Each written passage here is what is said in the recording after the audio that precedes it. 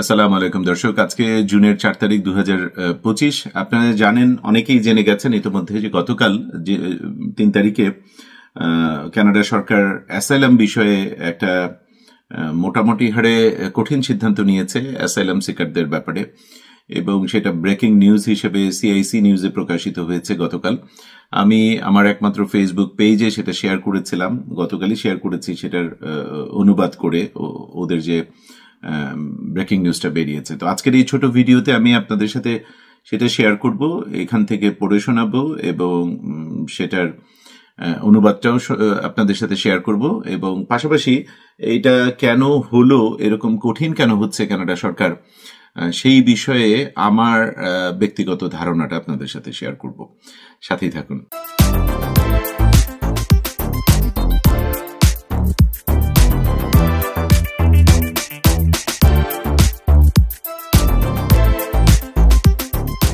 আমি প্রথমে সিআইসি নিউজটা পড়ে শোনাচ্ছি এবং এটা স্ক্রিনে দেখাচ্ছি।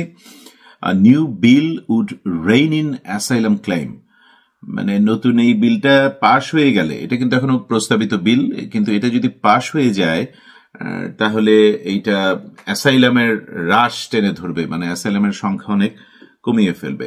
Many foreign nationals will become ineligible, ওরা বলছে প্রথম লাইনটাতে, to apply for asylum in Canada should a newly tabled bill become law. Under the proposed legislation, a foreign national would be ineligible to claim refugee protection if they entered Canada after June 24, 2020. Make the claim more than 1 year after their day of entry. The bill would also make ineligible foreign nationals who entered Canada along the Canada-US land border outside a port of entry. Under current legislation, foreign nationals are not ineligible for claiming refugee status on account of having crossed irregularly from the US, provided they make their claim at least 14 days after having entered Canada. আপনারা স্ক্রিনে দেখতে পাচ্ছেন, আমি তো এটা নিচের comment সেকশনে দিয়ে দিব, ইউটিউবের পিন কমেন্টে আর ফেসবুকের রেগুলার কমেন্ট সেকশনে। আমি এবার এটার বাংলা অনুবাদটা আপনাদের পড়ে শোনাচ্ছি আমার ফেসবুক পেজের পোস্ট থেকে, যেটা আমি গত রাতে দিয়েছিলাম। ব্রেকিং নিউজ, নতুন বিল পাশ হলে কানাডায় অনেক অ্যাসাইলাম আবেদন নিষিদ্ধ হবে। ডেরেক শ্যাঙ্ক এটার রিপোর্টটা করেছিলেন গতকাল। একটি নতুন প্রস্তাবিত আইন অনুযায়ী অনেক বিদেশি নাগরিক আর কানাডার আশ্রয় আবেদন করতে পারবেন না যদি এটা আইনে পরিণত হয়। বিলের মূল প্রস্তাব কি? যদি কোনো বিদেশি নাগরিক 24 জুন 2020 পরে কানাডায় প্রবেশ করে এবং প্রবেশের 1 বছরের বেশি সময় পার করে রিফিউজি প্রোটেকশন মানে আশ্রয় প্রার্থনা করেন, তাহলে তিনি অযোগ্য বলে গণ্য হবেন।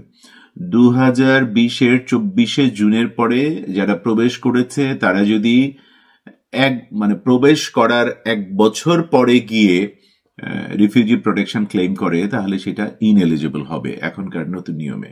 পাশাপাশি যেসব বিদেশি নাগরিক কানাডা আমেরিকান স্থল সীমান্ত দিয়ে অথচ অনুমোদিত সীমান্ত পথ মানে পোর্ট অফ এন্ট্রি বাদে প্রবেশ করেছেন, পোর্ট অফ এন্ট্রি যেটা ঠিক করা আছে সেইটা বাদ দিয়ে অন্য কোনো যেটা অনুমোদিত নয় এমন পথ দিয়ে প্রবেশ করেছেন, তারাও এই বিল অনুযায়ী অ্যাসাইলাম আবেদন করার অযোগ্য হবেন।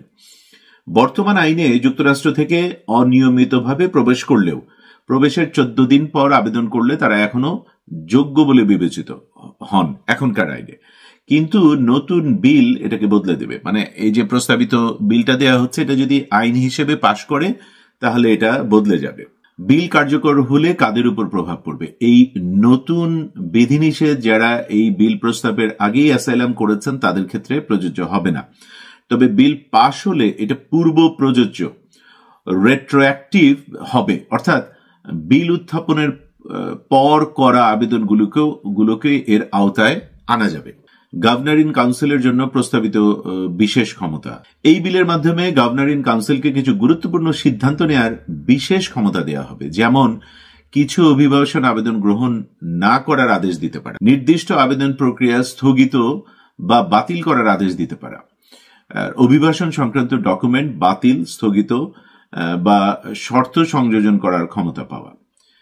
এছাড়াও অভিবাসন কর্মকর্তাদের সামনে হাজিরা দেওয়ার জন্য ব্যক্তিদের আহ্বান করার ক্ষমতা বাড়ানো হবে এবং ব্যক্তিগত তথ্য, তারা যে তথ্য প্রদান করবেন সেই সমস্ত ব্যক্তিগত তথ্য অন্যান্য সরকারি বিভাগের সাথে শেয়ার করার ক্ষমতা বাড়ানো হবে। এই হচ্ছে মোটামুটি হারে সারমর্ম। আমি যেটা শুরুতে বলেছিলাম যে এরকমটা কেন হলো, আমার আন্ডারস্ট্যান্ডিংটা আমি বলছি। আপনারা যদি একটু গুগলে গিয়ে লেখেন যে 2023-এ কত মানুষ ক্যানাডাতে, 22 আর 23 জুড়ে কত মানুষ ক্যানাডাতে অ্যাসাইলাম সিক করেছিল, আমি এটা লিখেছিলাম গুগলে, আপনারা এরকমটা লিখলে এটার যে অ্যান্সারটা পপ আপ করছে সেখানে লেখা আছে in 2022 approximately 91,725 people made claim for refugee status in Canada 2022-এ 91,725 জন। In 2023 that number rose to 143,770. These represents a 57 increase in asylum claim in 2023 compared to 2022. 2022-এর তুলনায় 2023-এ 57% অ্যাসাইলাম ক্লেম বেড়ে এটা 1,43,000-এ পৌঁছেছিল এবং 2 বছর মিলে দেখতে পাচ্ছেন 2.25 লাখের ওপরে। আমরা জানি যে 2022-23-এ কানাডাতে ভিজিট ভিসা একটা উদারীকরণের একটা ব্যাপার ছিল এবং সেই ব্যাপারটার সুযোগ নিয়ে প্রচুর মানে কানাডার জব মার্কেটের জন্য একেবারে জিরো স্কিল সেট এরকম এই যে লাখের উপরে মানুষ প্রবেশ করেছে এবং যাদের বড় অংশ আসলে অ্যাসাইলাম ক্লেম করেছে। সেটার মধ্যে বাংলাদেশও আছে, কিন্তু বাংলাদেশ নাম্বার 1 না, নাম্বার 1 হচ্ছে মোস্ট লাইকলি মেক্সিকো, তারপর ইন্ডিয়ান, আশেপাশে অন্য দেশ, কিন্তু বাংলাদেশ থেকেও কয়েক হাজার এটাতে আবেদন এই সময়টাতে আবেদন করেছিল এবং এইটার কারণে কানাডার ভেতরে একটা বড় রকম সমালোচনা হয়েছে জাস্টিন ট্রুডোর সরকারের। তখন তো জাস্টিন ট্রুডো প্রধানমন্ত্রী ছিলেন, তার ইমিগ্রেশন পলিসি নিয়ে বড় রকম ব্যাপক সমালোচনা হয়েছে কানাডার ভেতর এবং এই পুরো সময়টা জুড়ে। রিজনটা হচ্ছে যখন কেউ অ্যাসাইলাম ক্লেম করে তখন কানাডা সরকার তাকে একটা মিনিমাম একটা ভাতা দেয় মাসিক, খুবই অল্প, হয়তো $600-700 এরকম কিছু একটা, কিন্তু সেটাও তো আলটিমেটলি জনগণের পকেট থেকে, ট্যাক্স পেয়ারদের পকেট থেকে যায়। তাদের আরো কিছু হেল্প ফ্যাসিলিটি সহ আরো কিছু টুকটাক ফ্যাসিলিটি দেওয়া হয়, এগুলো সবই তো জনগণের করের পয়সা। এটা একইভাবে আইনের দেশ এবং কর প্রদানের দেশ, তো যার ফলে এখানে যারা কর প্রদান করছে তারা যখন দেখেছে এই 2 বছরে যে পৃথিবীর বিভিন্ন দেশ থেকে এই মানে 2 লাখের ওপরে মানুষজন অ্যাসাইলাম সিক করেছে, জাস্টিন ট্রুডো যেই দায়ভার নিয়ে সরে গেলেন নিজের থেকে, তার কিন্তু এটাও একটা বড় রকম, এটা তার ভুল সিদ্ধান্ত ছিল যে এরকম করে হয়তো তারাও বুঝতে পারে নাই যে এই ভিজিট ভিসা উদারীকরণের একটা লিমিটেড পিরিয়ড এরকম সুযোগ দিলে সারা দুনিয়া থেকে এরকম লাখ লাখ মানুষ এসে অ্যাসাইলাম সিক করে বসে যাবে। তাদের তো চট করে, এটা যেহেতু আইনের দেশ, মানবিক দেশ, সুতরাং তাদের তো চট করে আসলে ফিরিয়েও দেওয়া যাবে না, সেইটারই কনসিকুয়েন্সেস এর মধ্যে পড়েছে এবং সেটা অন্যতম কারণ যে জাস্টিন ট্রুডো সরে যেতে বাধ্য হয়েছে। অন্যতম কারণ, শুধু এই কারণ না, তার অনেক দিন ধরেই অনেক কিছু অ্যাক্টিভিটি নিয়ে, আপনারা যারা কানাডার নিউজ ফলো করেন, এখানকার রাজনীতি ফলো করেন, তারা জানেন। কিন্তু এখন দেখেন লিবারেল তার সরকারের এসছে কিন্তু ক্ষমতায়, রাইট, কিন্তু তারপরেও তারা কঠিন একটা সিদ্ধান্ত নিতে বাধ্য হয়েছে, কারণ এইটা তাদের নির্বাচনের একটা অন্যতম কমিটমেন্ট ছিল যে তারা এটাকে স্ট্রাকচার করবে, ইমিগ্রেশনের সংখ্যা কিছু কমাবে। আপনারা জানেন নতুন যে মানে মিনিস্টারদের যে ম্যান্ডেটটা সে দিয়েছে, সেই ম্যান্ডেটের 7টা ডিরেকশনস আছে, এই 7টা ডিরেকশনস এর মধ্যে একটা কিন্তু ইমিগ্রেশন নিয়ে বলা আছে এবং সেখানে বলা আছে 1% নিচে ইমিগ্রেশনের হার রাখা হবে, ইমিগ্রেন্টদের হার রাখা হবে ইয়ারলি। কানাডা 2023-এ কেবল 4 কোটি মানুষের প্রবেশ করেছে, এখন তার কিছু বেড়েছে গত 2 বছরে।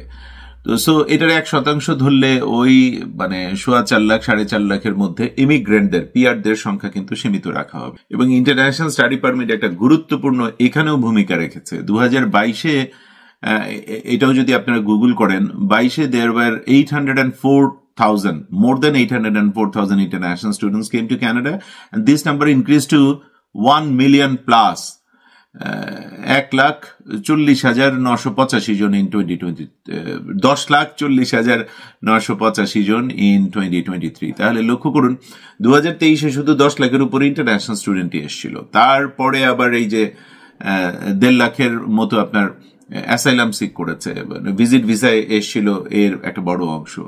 এই টোটালটার একটা ভয়ানক চাপ হয়েছে এখানে আবাসনের উপর এবং লোকাল এই এন্ট্রি লেভেলের সার্ভাইভাল যে জবগুলো সেগুলোর উপরে। তো এইটার সব মিলে টিলে সরকার এখন বাধ্য হয়েছে এরকম একটুখানি কঠিন সিদ্ধান্ত নিতে। স্ট্রাকচার্ড ওয়েতে মোটামুটি একটা ম্যানেজেবল অবস্থার মধ্যে আনার পর তারা হয়তো আবার একটু একটু করে এই ইমিগ্রেন্টদের সংখ্যা ইত্যাদি বাড়াবে। আগামী 3 বছরের লেভেলস প্ল্যান তো আপনারা জানেন। যাই হোক, আশা করি এই জায়গাটিতে যাদের আগ্রহ ছিল তারা একটা ধারণা পেলেন, আর আমি কমেন্টে দিয়ে দিচ্ছি এটার লিঙ্কটা, সেখানে গিয়ে বিস্তারিত পড়তে পারবেন। কানাডার জন্য 2025-এ আপনি যে প্রোগ্রাম দিয়ে আসতে চান, সবার আগে আমি সবসময় বলি, সবার আগে নিশ্চিত করবেন যে আপনি সেই প্রোগ্রামটা সম্পর্কে ভালো করে জানেন, সেই প্রোগ্রামটা সম্পর্কে পড়াশোনা করুন, নিজেকে একটু সময় দিন, যোগ্যতা দক্ষতাগুলো জানুন, সেগুলো ডকুমেন্ট করে নিজেকে একটা অ্যাকশন প্ল্যান দিয়ে সেই অনুযায়ী নিজেকে তৈরি করে তারপর আবেদন করুন। আর প্রয়োজনে একজন রেগুলেটেড কেনেডিয়ান ইমিগ্রেশন কনসালটেন্টের সহায়তা নিন। একটা কনসালটেশন সেশনে বসলেই আপনি কিন্তু এই বিষয়ে একদম বেসিক পরিষ্কার ধারণা পাবেন, আপনার জন্য বেস্ট ফিট প্রোগ্রাম কোনটা সেটা জেনে যাবেন এবং একই সাথে অ্যাকশন প্ল্যানটাও পেয়ে যাবেন। তখন আপনি নিরাপদ থাকবেন। মানে কয়েক হাজার টাকা খরচ করলেই আপনি এই ভুয়া কনসালটেন্ট এবং ওই ফ্রি কনসালটেন্সির নামে যে ছদ্মবেশী প্রতারকেরা তাকিয়ে মানে ফাঁদ পাতে, তাদের ট্র্যাপ থেকে নিজেকে এবং নিজের পরিবারকে এবং আপনার পরিচিত জনকে রক্ষা করতে পারবেন। সবার জন্য অনেক অনেক দোয়া, যারা এই বছর বিভিন্ন প্রোগ্রাম দিয়ে চেষ্টা করছেন। আল্লাহ দয়া করে আপনাদের এই দম, শ্রম, ধৈর্য, ভরসা, চেষ্টা সবকিছুকে কবুল করে নিন। সময় দেওয়ার জন্য অনেক ধন্যবাদ। ভালো থাকবেন। আসসালামু আলাইকুম।